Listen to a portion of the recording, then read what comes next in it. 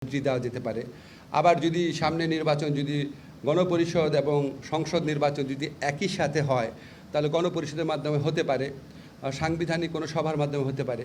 এইগুলি হচ্ছে জাস্ট আমার কথা বললাম যে বিভিন্ন সংস্কার কমিশনগুলোর পূর্ণাঙ্গ রিপোর্ট আমরা আশা করছি 8 ফেব্রুয়ারি প্রকাশ করা হবে। 8 ফেব্রুয়ারি একই সাথে এই সংস্কার কমিশনের প্রধানরা মিলে আশু করণীয় কী আছে, সংস্কার কার্যের ক্ষেত্রে আশু করণীয় কী আছে, মধ্যমেয়াদে কী আছে, বা ভবিষ্যতে নির্বাচনের পরে যদি তারা কিছু করতে চায় সেটা কী আছে, সেটা 6টা কমিশন মিলে একটা সর্বসম্মত সুপারিশনামা পেশ করবেন 8 ফেব্রুয়ারিতে। এই সুপারিশনামা এবং কমিশনগুলোর রিপোর্ট আমরা সকল রাজনৈতিক দল এবং আমাদের জুলাই গণ অভ্যুত্থানের পক্ষের শক্তি যারা আছে তাদের কাছে পৌঁছে দিব সেদিনই। এরপর রাজনৈতিক দল গণ অভ্যুত্থানের পক্ষের সকল শক্তির সাথে আলোচনা এবং সমঝোতা ক্রমে জাতীয় ঐক্যমত্য কমিশনের প্রথম আনুষ্ঠানিক বৈঠক অনুষ্ঠিত হবে।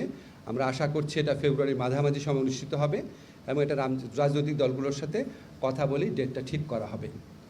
জাতীয় ঐক্যমত্য কমিশনের প্রথম বৈঠকে সভাপতিত্ব করবেন ঐক্যমত্য কমিশনের প্রধান ডক্টর মোহাম্মদ ইউনূস এবং এখানে সকল রাজনৈতিক দল এবং আন্দোলনের যারা পক্ষশক্তি ছিল তাদের প্রতিনিধিরা থাকবেন এবং আমাদের যারা কমিশন চিফ আছেন ওনারা সবাই উপস্থিত থাকবেন।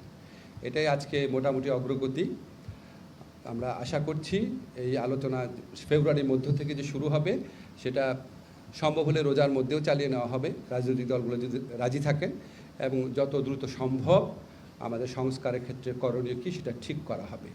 এবং আপনাদেরকে আগেই বলা হয়েছে, আমাদের প্রধান উপদেষ্টার প্রেস সচিব বলেছেন যে এই 6টা কমিশন গঠন করাই হয়েছিল যে সুষ্ঠু নির্বাচনী পথে আমাদের উত্তরণকে সামনে রেখে সুষ্ঠু অবাধ নির্বাচন এবং সাথে সাথে এসেনশিয়াল কিছু রাষ্ট্র সংস্কারের প্রশ্নের মীমাংসা করার জন্য। বাকি কমিশনগুলোও কাজ করছে, কিন্তু এটার সাথে এই কমিশনগুলো প্রথমে গঠিত হয়েছিল। এই কমিশনগুলো সম্পর্কে এই কমিশনগুলোর প্রধানদের নিয়ে আজকে বৈঠকটা হয়েছে। মোটামুটি এটাই আজকে বলার বিষয় ছিল। আপনাদের যদি এই সংক্রান্ত কোনো প্রশ্ন থাকে করতে পারেন।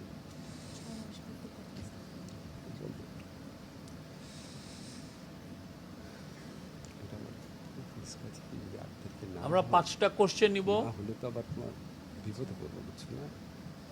তখন 6 প্রশ্ন করতে আগ্রহী লোকজন দেখা যাচ্ছে না। জি,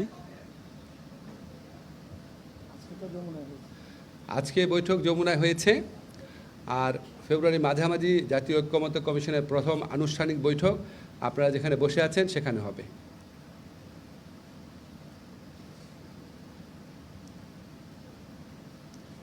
জি, বলেন।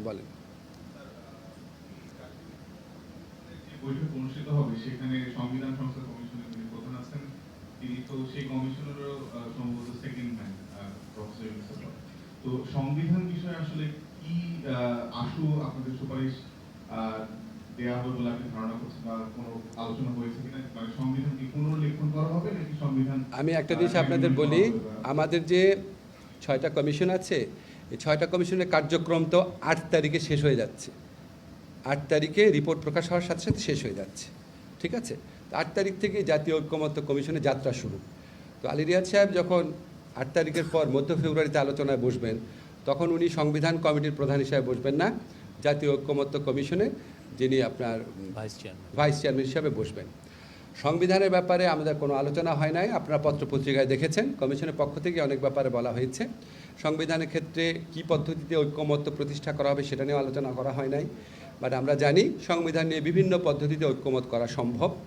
একটা হচ্ছে যদি আপনার রাজনৈতিক দলগুলো ঐক্যমত পোষণ করে, যদি পোষণ করে সংবিধানের সংক্রান্ত কোনো সংশোধনী ক্ষেত্রে, তাহলে ওনারা মিলে সবাই মিলে এগ্রি করে কোনো একটা ব্যাপার আইনে পরিণত করার প্রস্তাব দিতে পারেন।